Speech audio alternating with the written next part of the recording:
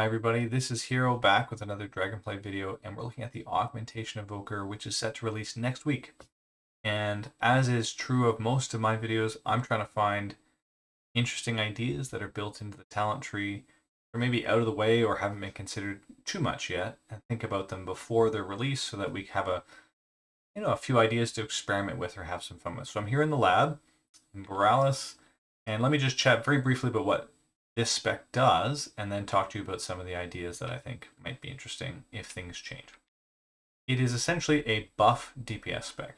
Part of your damage is rotational, living flame, eruptions, things like upheaval, and your breath.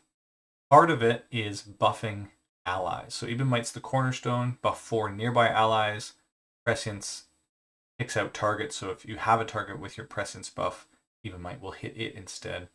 And when it buffs your allies, it's giving them primary stat based on yours. So the higher you are in terms of gear, the better eye level you have, more primary stat you're others. There are a few other hooks to this. We have a burst hook. Breath of Eons is like Touch of the Magi for arcane mages. It collects whatever damage is hitting the target during the debuff, and then it explodes. So this affects your Ebonmight people. Same thing with Fire Breath. Inferno's Blessing also has a hook. People who are hitting a target that have your Ebonmight buff have a chance to produce this fire effect.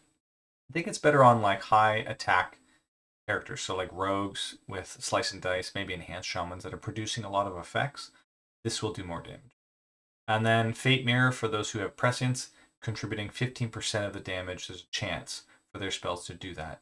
So really you have on the buff side these moments where you're contributing to a certain select group, either just your party in a dungeon, or also a certain selection of your raid that are getting amplified, and you want to maximize that uptime.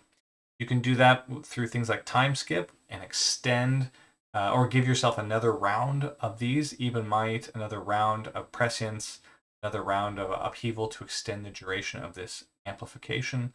Or you have other hooks as well, things like that aren't really interesting right now, but potentially could be things like modes of possibility, which are more of an uptime idea. You pair that together perhaps with interwoven threads. So you're trying to find a way to reduce the CDR of somebody else in your group. I'll just show you on the dummies so you can see if you're casting your spenders, your essence spenders, there's a chance to fire off one of these little bubbles. You can see it's over here. So it went pretty far away from me. That's like what, like 45 yards or so. So I fired that off. Anybody who runs through that will get CDR to their main ability. In this case, for the Evoker, it happens to be your big Breath of Eons. So if you happen to run into it, it'll knock 10 seconds off the CDR. So you can imagine some circumstances where maybe, and this is one of the things I want to talk about, well, maybe you can break the game by having a couple Augmentation Evokers paired together with like a BM Hunter. No, I know, don't lose your minds, but or some other major uptime spec. Maybe it's an enhanced shaman who has feral spirits, and you can generate enough CDR for them, or actually a fire mage whose combustion is generally speaking an uptime spec now. And they can get back to that main cooldown, and it doesn't really matter that it disassociates it from their trinkets, because they're not really a trinket spell or spec anymore. They just care about having CDR over and over and over again. BM Hunter's a really good example because they have built-in CDR with things like Barb Shot already in their kit. So it's part of what they're doing, and you are doubling down on that by offering motes. Motes are, of course, random, so it's not that good.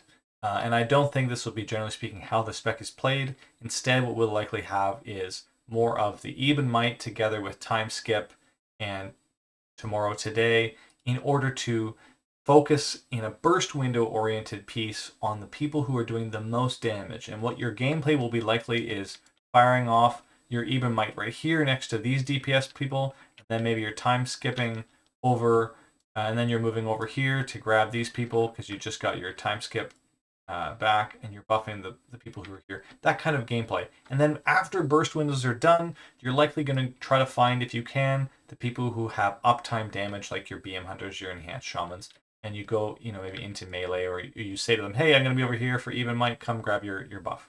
I really think this spec, just more generally, is going to be played like a Disc Priest in the sense that you are preparing ahead of time for all the instances throughout the fight. In a 5-minute fight, you are looking at 10 instances, give or take, of Ebonmight, which doesn't include your time skips.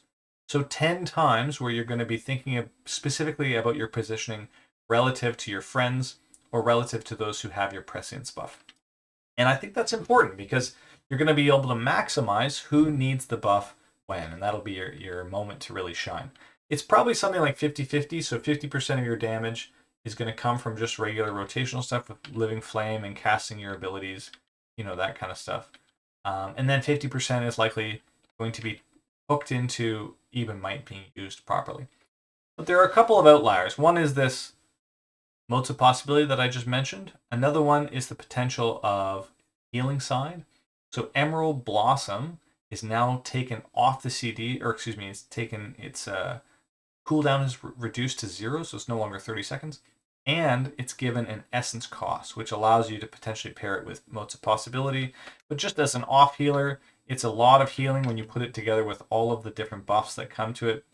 Panacea, Bountiful Bloom, Attuned to the Dream, and also, of course, Ancient Flame having a hook in with Symbiotic Bloom. So these pieces mean that you can maybe have a bit of an off-healing presence if you want. And again, you can see here, because I have modes of possibility and it's given an essence cost through Dream of Spring, you can potentially also manage it that way.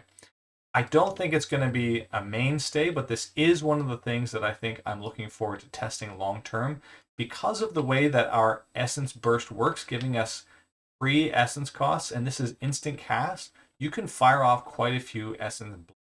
The trouble, of course, is the mana cost.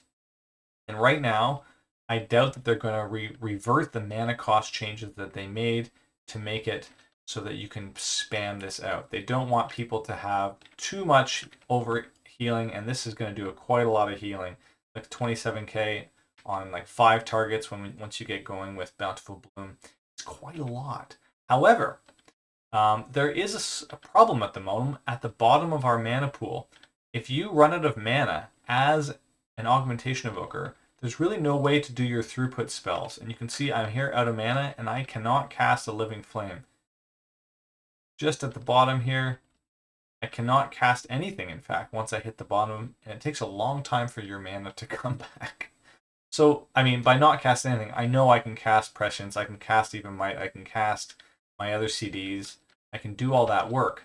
But I'm still not regenerating a ton of mana here, and even when you can't even cast, like once your Eruption's done, you still are not getting that much mana back to cast Living Flame. So there is this weird part where if you do off-healing at all, and you're using this format of off-healing by converting your Emerald Blossom into an instant cast, which costs essence, the mana restriction is going to make it really awkward at the bottom of your mana pool. So I'm actually struck by the idea that they might revert the mana change, and therefore this might be a way to play it. You might be a sort of, instead of a DPS that buffs people, you might be able to squeeze out a healer that buffs people and think about things like modes of possibility. So you care a little bit less about your eruption damage, and you're proccing, because they're instant casts, so many more modes of possibility. I don't know. We'll see. The other hook is Blistering Scales to note. This one is like really more for tanks, but you can see the idea for Arms Warriors or Fury Warriors is there as well, because you're buffing their main stat by giving them armor. That's the only other major hook. It doesn't seem that strong, although we may take it anyways. In Mythic Plus, maybe you have some really big burst moments where your Blistering Scales on giant packs are blowing up for lots of damage. But other than that, guys, I think what you have here is largely a minimalist rotation paired together with a lot of special positioning moments through Even Might. And mastery of this will be finding the damage profiles that match the moment. So your Even Might being cast at the pinnacle of someone else's burst window. Anyways, I'll maybe circle back and see if they do the changes for mana and see if the testing of modes of possibility is interesting in other environments. But other than that, guys, thanks very much for watching. If you have any questions, let me know below. We'll catch you again next time.